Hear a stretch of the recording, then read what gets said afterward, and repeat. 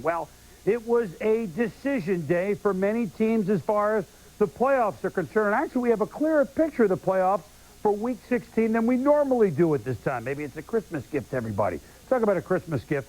What about Dan Reeves? Quadruple bypass surgery on Monday, successful.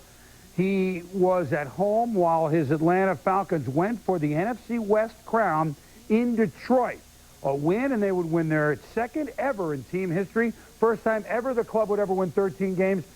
The only other crown was in 1980. What a present this would be to their classy head coach. And Jamal Anderson has over 1,700 yards rushing this year. 1 touchdown rushing, 1 touchdown receiving. This 26-yard spin to the 1. And in the fourth quarter, this touchdown gave the Falcons the win and the West. Congratulations, 24-17, all Atlanta. He's not dumb, but he can't understand why he walks like a woman and throws like the man. He's Scott Zolak, Z-O-L-A-A-K, Zolak, starting for the injured Drew Bledsoe. Touchdown to Sean Jefferson.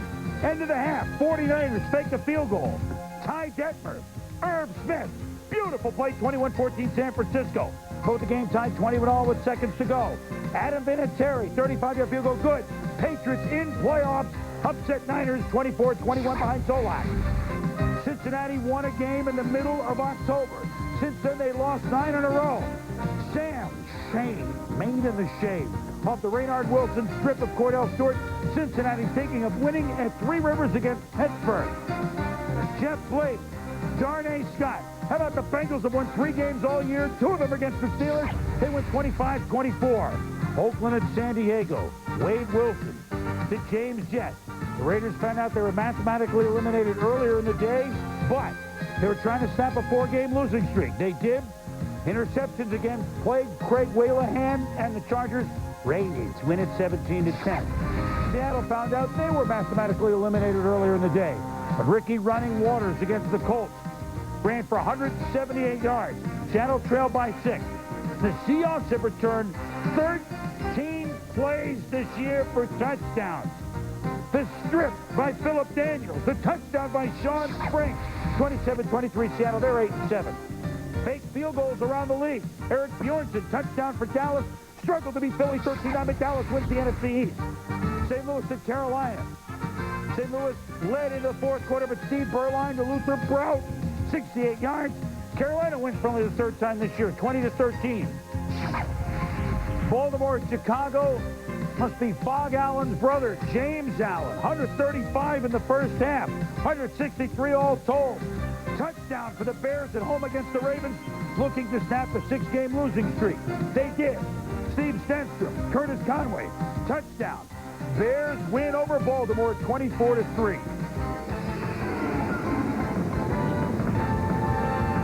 This halftime report is presented by Mercedes-Benz. What about the teams whose fate we're waiting for? Cards Saints had a big game. And the Oilers, still alive, will explain the possibilities.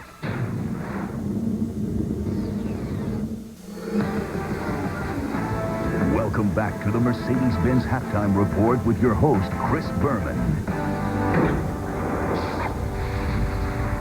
Hello once again, everybody. 12-3 Vikings over the Jaguars at the half. Well, we learned a lot. We're going to run through all the playoff scenarios in a moment, but remember the song way back when by called the MTA by the Kingston Trio about Charlie got lost in the subway? Well, what about the teams whose fate is still unheard? I know it's a stretch, but it's the holidays. Let me go here. Here are 3 of the teams that still need to play Week 17 before they find out if they're in or they're out. The Saints control their own destiny if they can win 2 games. Kerry Collins to Cam Cleveland. Saints lead at Arizona 17-16, minute and a half to go. Jake Plummer threw for almost 400 yards. Had 3 plays of over 20 in this final drive.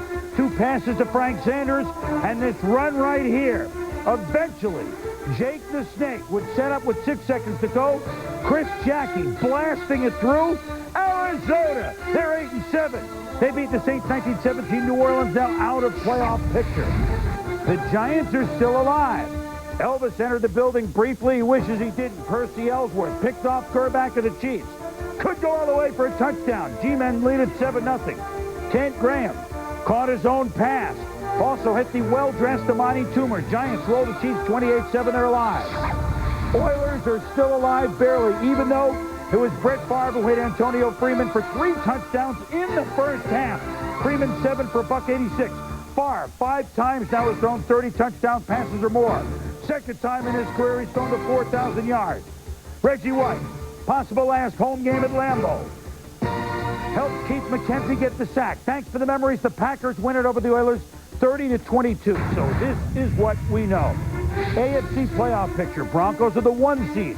Pending tonight, Jets, Jaguars are 2-3 or 3-2. Patriots are in. Bills are in. Now, Miami can get in with a win tomorrow night. If they don't win tomorrow night at home against Denver, they can get in with a win at Atlanta. By the way, 4, 5, and 6 are still up for grabs. Any of these teams could finish in any order. The Oilers get in only if they beat the Vikings next week and the Dolphins lose their last 2 games. Otherwise, there'll be 4 teams from the AFC East. NFC playoff picture. Vikings, Falcons still battling for the 1 and 2 seeds. Both will get a bye, however.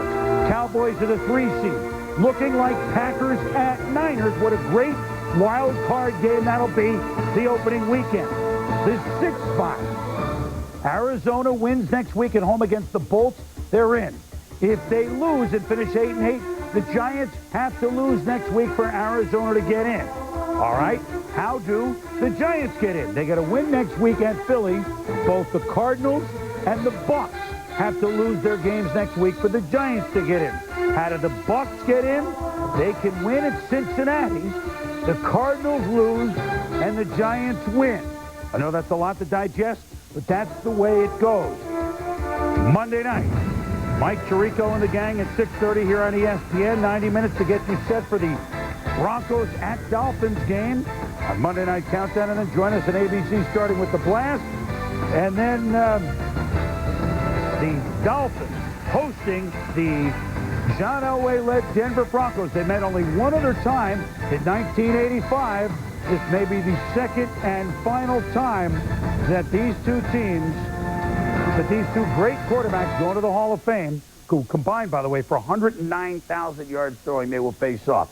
Listen, from all of us here at ESPN, a very safe, healthy, and happy holidays and a very prosperous new year. If you're driving over the holidays, as so many of you are, please take it nice and slow. Make sure the eggnog tastes good. May everything you want under the tree come true. All of us at ESPN, thank you for being with us here at this holiday season. Second half coming up, and it's a good one. The Minnesota Vikings, Randall Cunningham to Andrew Glover. That's the lone touchdown in the game. They were at 12-3 at the half. Back to Minneapolis in a moment.